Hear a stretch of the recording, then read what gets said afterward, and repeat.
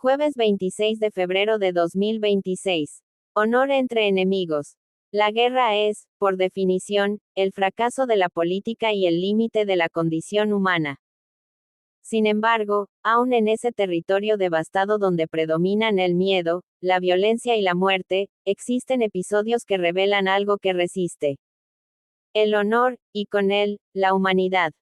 Durante la Guerra de las Malvinas, un suboficial naval británico derribó un avión de combate argentino, convencido de haber enviado a su piloto a la muerte.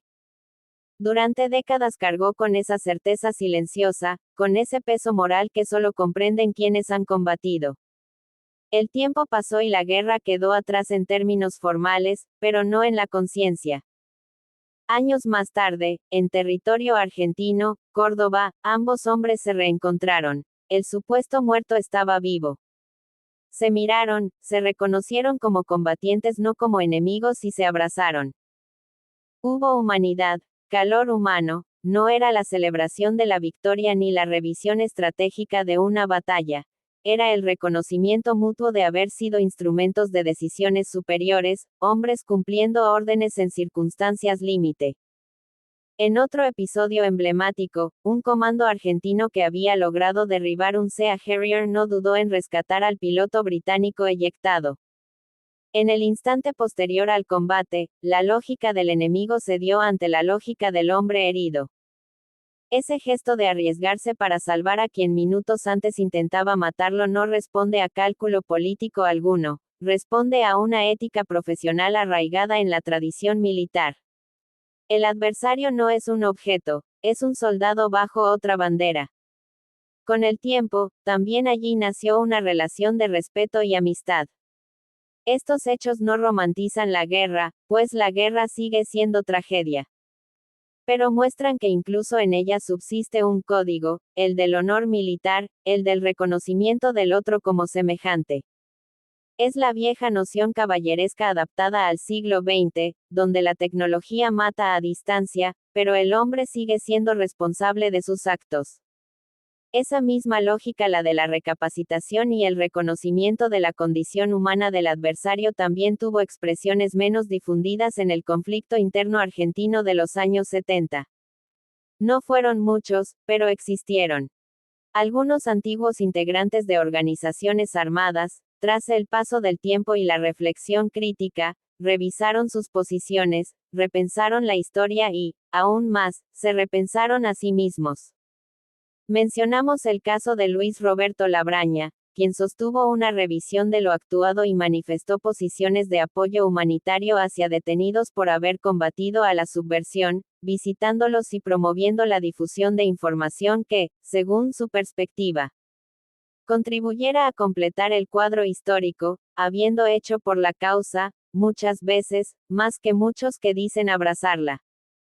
Muy poco conocido es el encuentro de Luis con Lorenza Ferrari, madre de Laurita Ferrari, quien fue asesinada por una bomba vietnamita montonera, o la relación y el apoyo humanitario de Luis con y por las víctimas y detenidos a razón de esta guerra interna que a muchos no les conviene reconocer.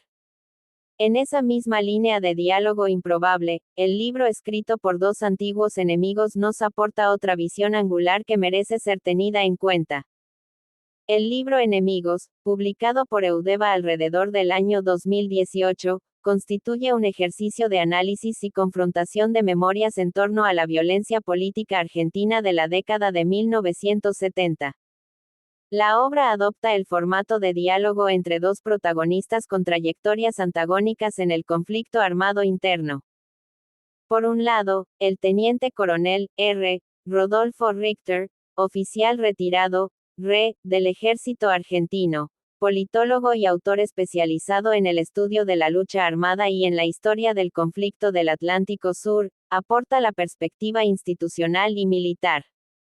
Por otro, el periodista rosarino Carlos Gavetta, ex integrante del Partido Revolucionario de los Trabajadores, PRT, y militante en organizaciones armadas durante los años 70, expone la visión del sector insurgente.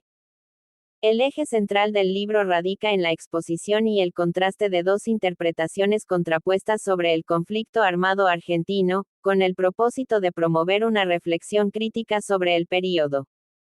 Lo interesante de estas perlas de la historia, más allá de las discrepancias que tales iniciativas generan, es que no por ventura sus solas existencias demuestran que, incluso después del enfrentamiento más crudo, puede emerger un espacio para la palabra compartida. Nada de esto borra responsabilidades penales ni sustituye la justicia, ni pretende igualar fenómenos de naturaleza distinta, pero sí invita a una reflexión más profunda. El ser humano no queda definitivamente fijado en el momento más oscuro de su historia. Puede revisar, reconocer, rectificar y tender puentes. La guerra, externa o interna, fractura o fracturó sociedades llenándolas de veneno, cuyo antídoto a mi criterio es y lo será una verdad completa, una historia transparente, una justicia justa y, por sobre todo, una introspección crítica, asumiendo los errores propios. Cada uno desde donde haya participado. El honor repara silenciosamente. No lo hace mediante discursos grandilocuentes, sino a través de gestos concretos. Un abrazo entre antiguos enemigos, un rescate en medio del combate, una visita a un detenido, un libro escrito entre quienes antes se disparaban. Quizá allí radique la enseñanza más difícil. La humanidad no desaparece en la guerra, queda en suspenso, y cuando reaparece, lo hace con una fuerza moral que desarma más que cualquier proyectil, porque el verdadero triunfo no es derribar al otro. Es poder mirarlo, años después, sin odio. A mí me es muy difícil, con respecto a nuestra guerra interna no reconocida. Recuerdo lo que me dijera Richter cuando hacíamos su historia para mi tercer libro, Relatos de una guerra no declarada. Yo no los odio, éramos combatientes. Yo cumplí con mi deber. Mi reflexión sigue siendo la misma que en mi libro, al final de su reflexión. Si él los respeta y no los odia, yo debería sentir y hacer lo mismo, pero no puedo y no creo que nunca pueda. En definitiva, cada uno deberá hablar con su corazón y conciencia. Héctor Guillermo Sotovía.